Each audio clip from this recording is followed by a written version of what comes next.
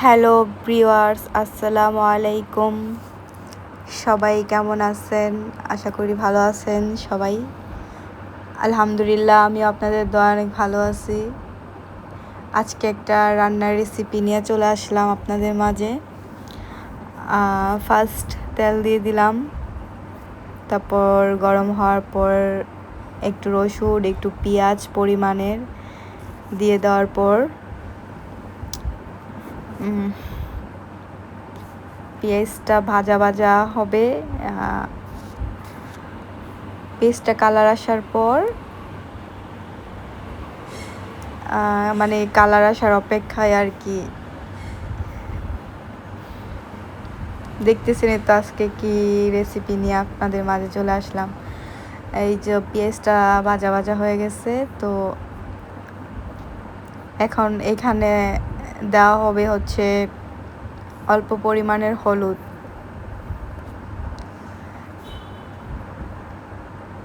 দেওয়ার পর এটা একটু হালকা নাড়া দিয়ে মিশানোর পর তারপর দিয়ে দেওয়া হবে ব্লেন্ডার করা চিংড়ি মাছ। এটা অনেক টেস্ট লাগে আর কি বেন্দি দিয়ে ভাজি করলে। আই হোক, গ্রাম ভাষা বলে হচ্ছে ঢ্যাঁড়স, আর শহরের ভাষা হচ্ছে বেন্দি। কে কী নামে চিনেন সবাই অবশ্যই কমেন্ট করবেন, দেন বলবেন।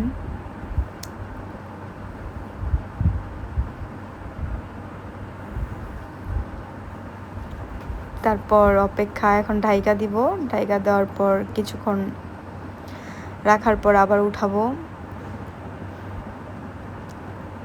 দেখলাম অনেক সুন্দর পরিমাণের মানে কষা হয়ে গেছে আর কি, ভাজা ভাজা হয়ে গেছে। তো এখন এইখানে যেই বিন্দিগুলো কেটে রাখা হয়েছে সুন্দরভাবে পরিষ্কার করে ওইগুলা মানে ঢাইলা দেওয়া হবে আর কি। এখন এটা একসাথে মিক্সড করা হবে। এখানে হচ্ছে কাঁচা মরিচ দেওয়া হয়েছে, লবণ দেওয়া হয়েছে। তারপর এটা মিশানোর পর ডাইকা দেওয়া হবে আর কি কিছুক্ষণের জন্য।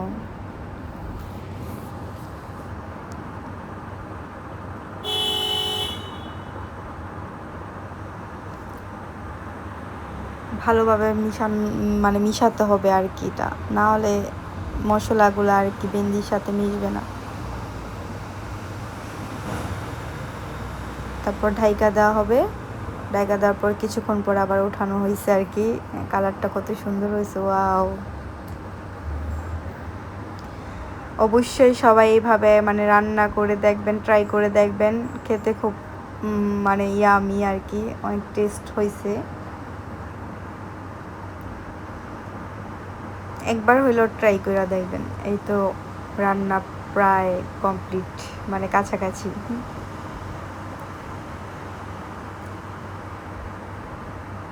এটা হচ্ছে ফাইনাল লুক। হ্যাঁ, বেন্দি ভাজি। আল্লাহ হাফেজ, সবাই ভালো থাকবেন।